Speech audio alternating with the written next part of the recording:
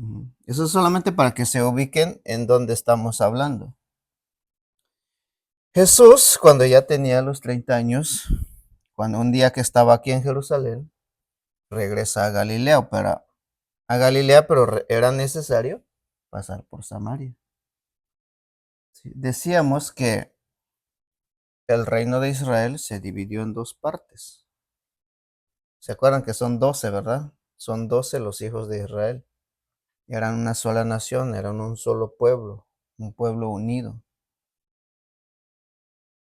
Dios levantó al rey Saúl, después al rey David y después a Salomón. Los tres reyes gobernaron todo Israel. Pero cuando murió Salomón, el reino se dividió, la nación se dividió, el pueblo se dividió.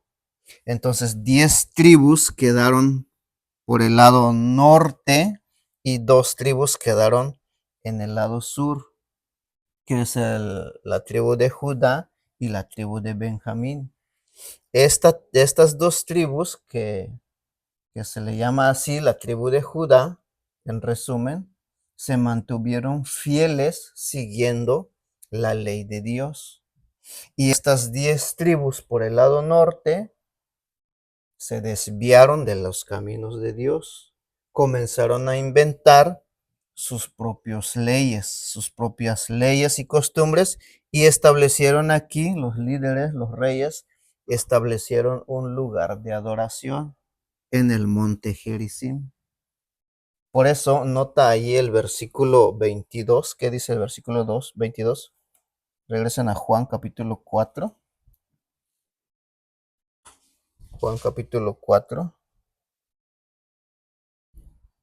Bueno, versículo 20 dice, nuestros padres adoraron en este monte y vosotros decís que en Jerusalén es el lugar donde se debe adorar. Ahí están los dos lugares de adoración. ¿Sí? ¿Qué le dice Jesús? Versículo 21. Jesús le dijo, mujer, créeme que la hora viene cuando ni en este monte ni en Jerusalén adoraréis al Padre. Jesús dice que ya no va a ser aquí donde van a adorar, ni tampoco va a ser en Jerusalén. No es aquí ni allá donde van a adorar a quién. Ahora menciona algo muy interesante. Es que la adoración ahora va a ser lo voy a poner aquí, al Padre. Jesús siempre ha venido hablando acerca de su Padre.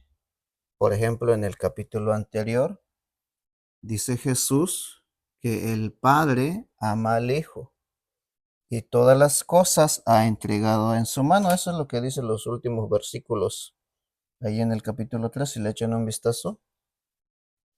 Dice Juan 3:34, porque el que Dios envió, las palabras de Dios habla, pues Dios no da el Espíritu por medida.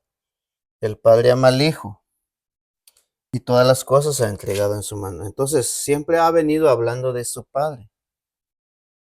No dice, no dice que viene la hora cuando ni en este monte, ni en Jerusalén, ni en este monte van a adorar a Dios, dice al Padre. Eso es interesante, ¿no? Jesús le llama Padre a ese Dios a quien adoran o a quien adoraban. Ahora, Jesús enseña algo más íntimo, ¿ok? Dios es Dios Padre. La Biblia dice que hay un solo Dios, pero ese Dios es Dios Padre. En el Nuevo Testamento nos revela que este Dios tiene un hijo que se llama Jesucristo. Cuando yo era más jovencito, ahorita estoy joven todavía, pero ya no tanto. Cuando tenía mis 20, 21, 25 años, yo me confundía. Porque la Biblia dice que hay un solo Dios, un solo único Dios. ¿Ok? Pero ese Dios, en ese Dios existe un Dios Padre. existe un Dios Hijo. Y también la Biblia dice que el Espíritu Santo es Dios. Entonces, ¿hay tres dioses? O por lo menos hay dos dioses. Si hay un Padre y hay un Hijo, pues me da la idea de que hay dos dioses. Pero estaba yo muy confundido porque la Biblia misma habla que hay un solo Dios. Lo que sucede es que en ese Dios existe un Padre y ese Dios Padre tiene un Hijo. Y son un solo Dios. No son dos dioses, porque si fueran dos dioses, entonces aquí existiría un problema. Porque adoraríamos ¿a quién? ¿A Dios el Padre o a Dios el Hijo? Pero en la Biblia nos muestra que hay un solo Dios, están en íntima y completa comunión, una unión. Los dos hacen referencia a un solo Dios. ¿Por qué? Porque en esencia son uno. ¿Ok? Esa es la, esa es la forma más completa que podemos entender. En esencia son dos. Son dos personas, pero un solo Dios. Porque tanto el Padre tiene los mismos atributos que el Hijo también. Así como es el Padre, así es el Hijo. Dios es eterno. El Padre es eterno, el Hijo es eterno, el Espíritu Santo es eterno. El Padre es omnisciente, omnipresente, omnipotente. También el Hijo es omnisciente, omnipresente, omnipotente. Por eso es que no son dos dioses diferentes. Cuesta un poco entender esto, yo sé. Quizás van a escuchar en las redes sociales argumentando en contra, en favor. Muchos creen en la Trinidad, otros no creen en la Trinidad. Es un término teológico, la palabra Trinidad significa Dios en tres personas.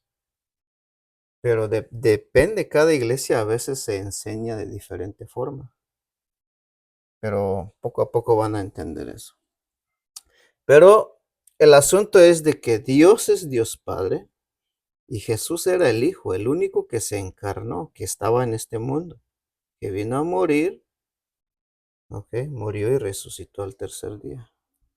Y él le dijo a esta mujer que la hora viene, o sea, hay un cambio de tiempo y orden y forma de adorar.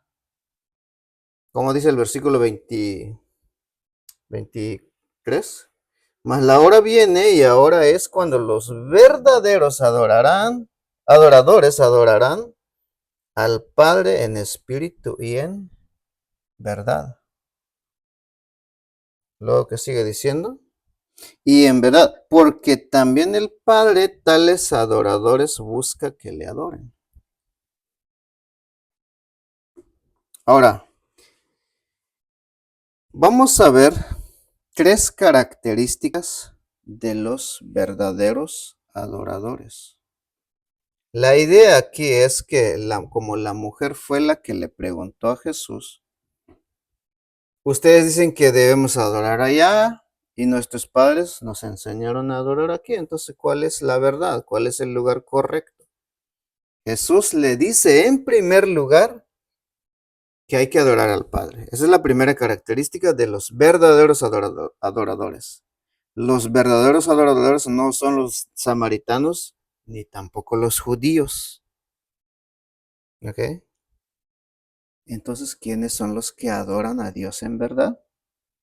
¿Quiénes son los verdaderos adoradores y las cuales también el Padre busca a esos adoradores? Número uno, porque adoran al Padre. Esa es la primera característica, al Padre. Y es curioso que la Biblia le llama hijos suyos a aquellos que confían y creen en el Señor Jesucristo. Por lo tanto, como nosotros somos sus hijos y adoramos a Dios Padre.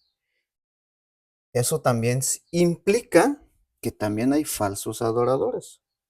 Adoración que Dios no lo recibe. Es una adoración vana, pues.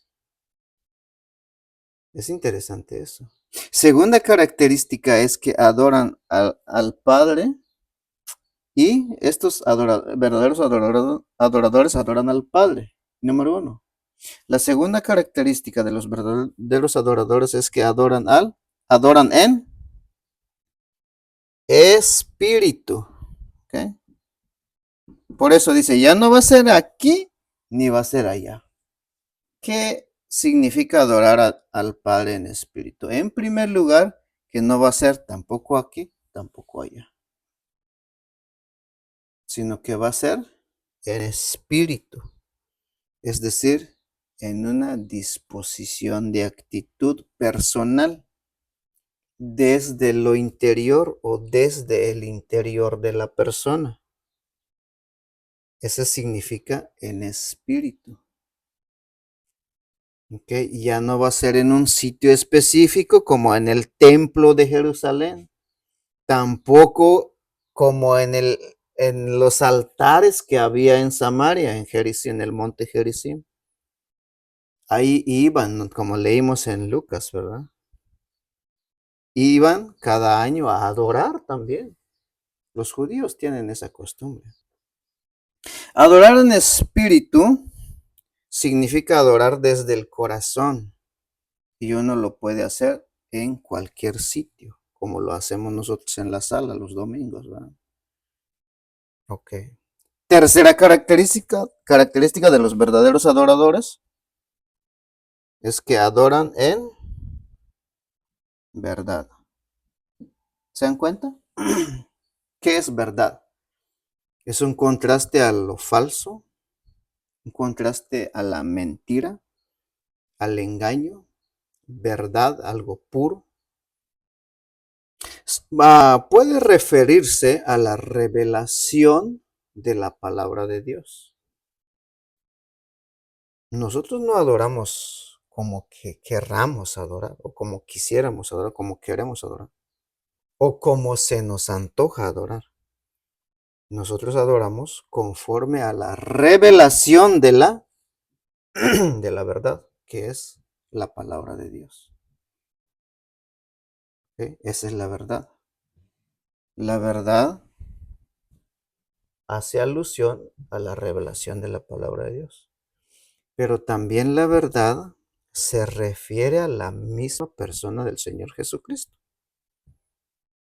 Hay un texto que dice, yo soy el camino, la verdad y la vida.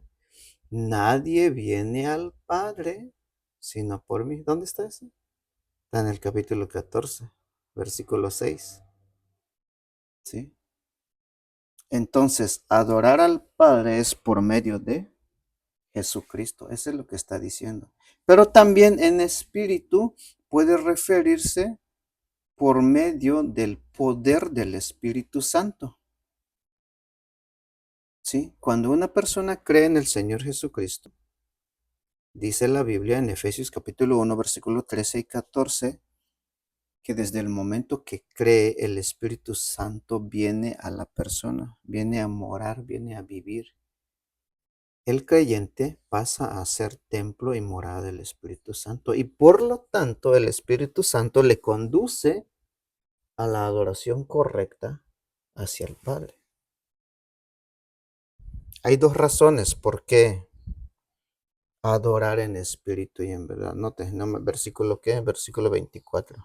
Primera razón, porque Dios es espíritu. ¿Has visto a Dios? ¿Alguien ha visto a Dios? Yo no lo he visto.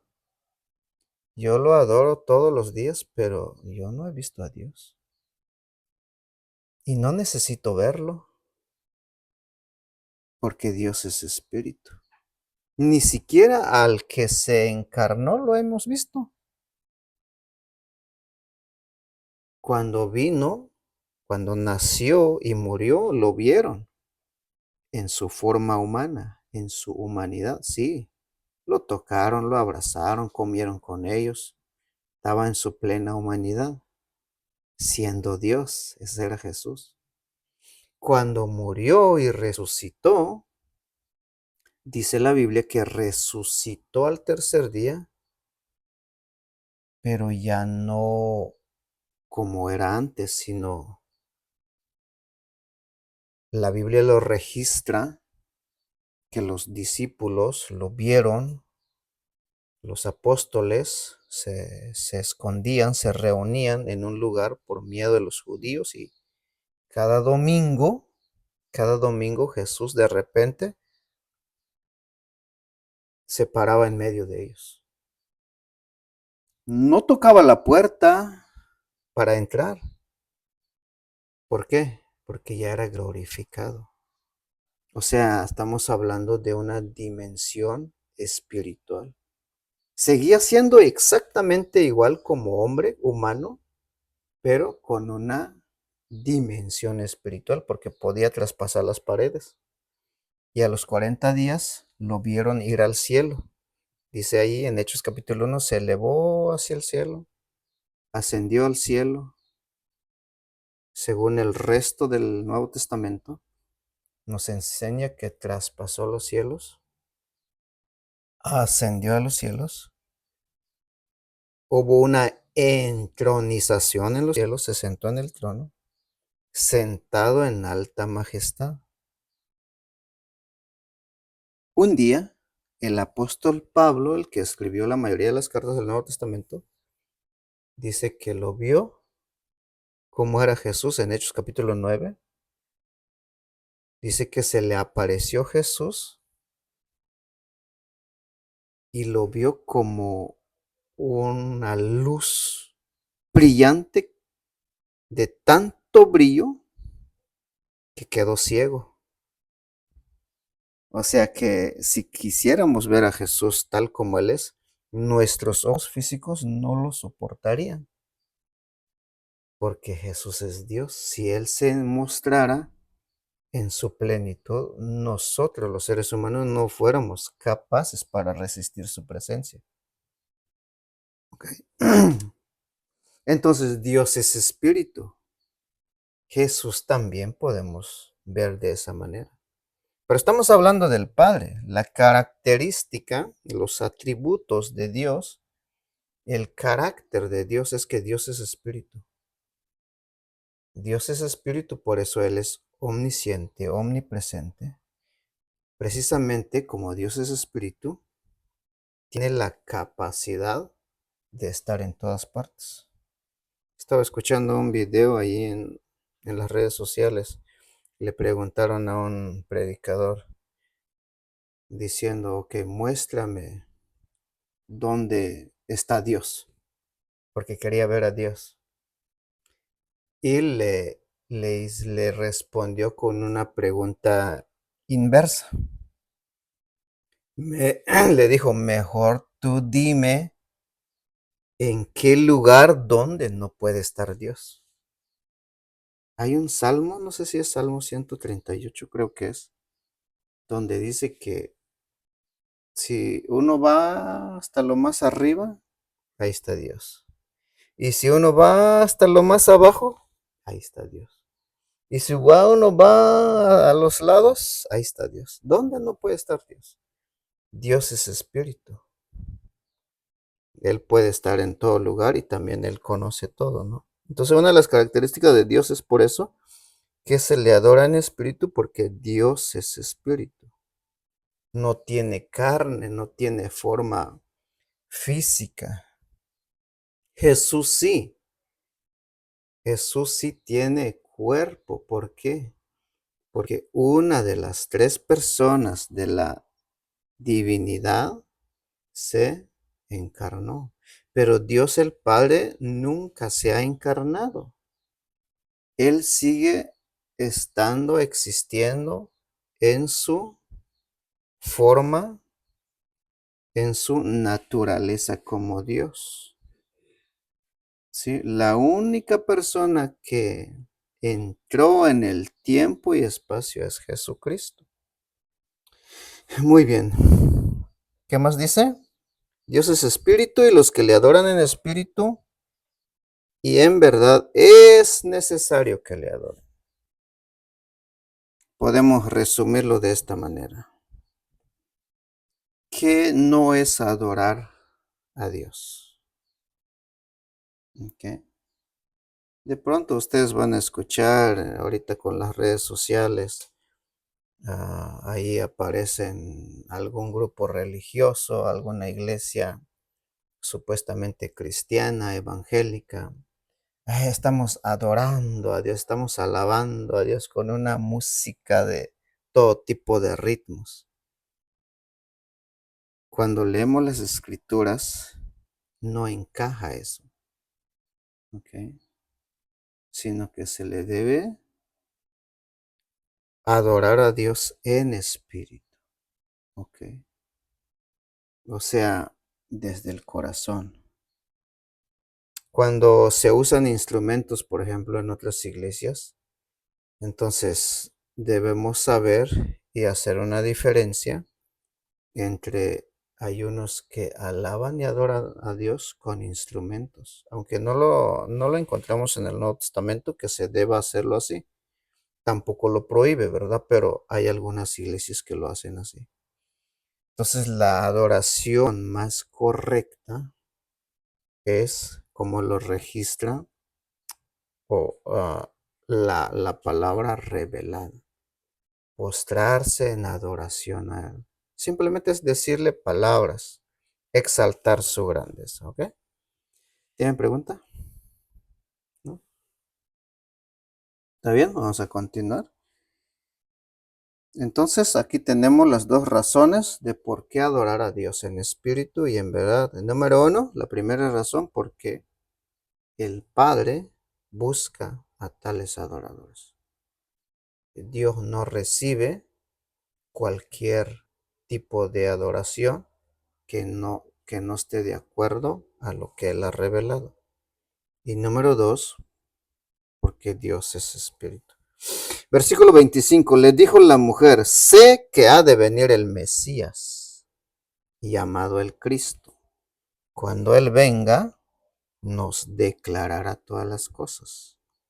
Jesús le dijo, yo soy el que habla contigo.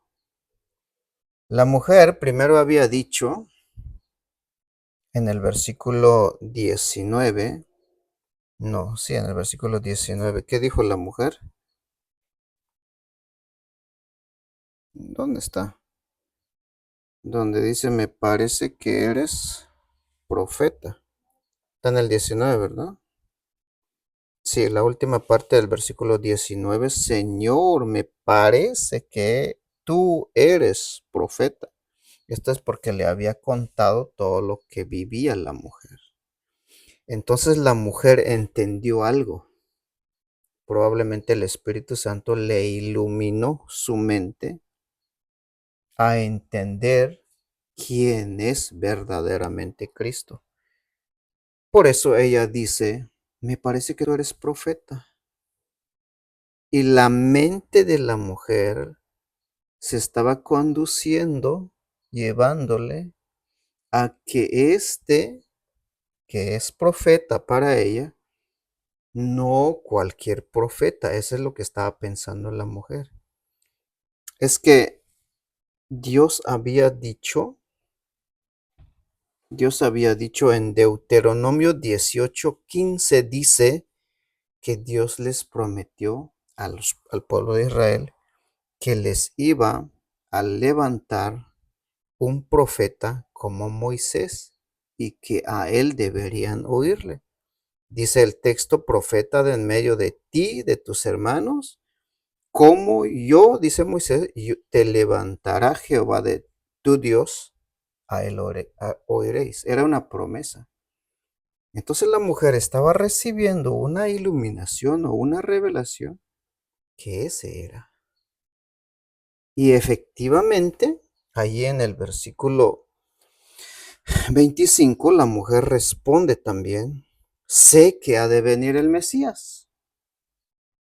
O sea, ahí ya está viendo que el que estaba ahí era el cumplimiento de ese texto del Deuteronomio 18:15.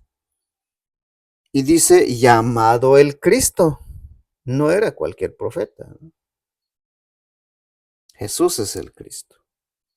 Y interesante lo que dice, cuando él, o sea, cuando ese Mesías profetizado o prometido, cuando Él venga, nos va a declarar todas las cosas. Y eso es lo que estaba diciendo. Nos va a decir cuáles o cómo se deben hacer las cosas. Por eso es que hablan de este tema de la adoración.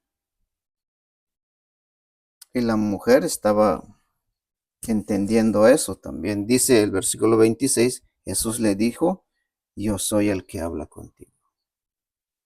Hay muy pocas personas a quienes Jesús le dice directamente que Él es el Cristo. Porque es lo que dice, ¿no? Yo soy. Yo soy el que habla contigo. Es interesante esa frase, ¿no? No le dice yo soy el Cristo, yo soy el Mesías.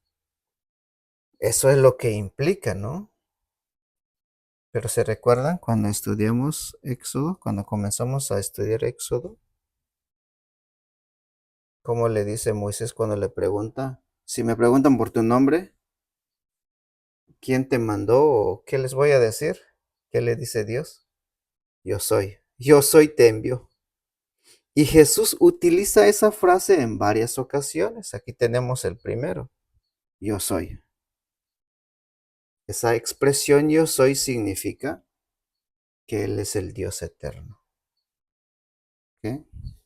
Yo soy el que habla contigo. Entonces Jesús le está diciendo claramente a la mujer que Él es el Mesías. En esto vinieron sus discípulos y se maravillaron de que de que hablaba con una mujer. Sin embargo, ninguno le dijo, ¿qué preguntas? ¿Qué hablas con ella? Entonces la mujer dejó su cántaro y fue a la ciudad y dijo a los hombres, venid, ved a un hombre que me ha dicho todo cuanto he hecho. ¿No será este el Cristo? Entonces salieron de la ciudad y vinieron a él. Muy bien, en otro estudio vamos a ver qué pasó con con esas otras personas. Ahora la mujer lleva estas buenas noticias a su ciudad, a su gente, atrayendo a muchos más para que conozcan a Jesucristo, que es el Mesías, el Hijo de Dios.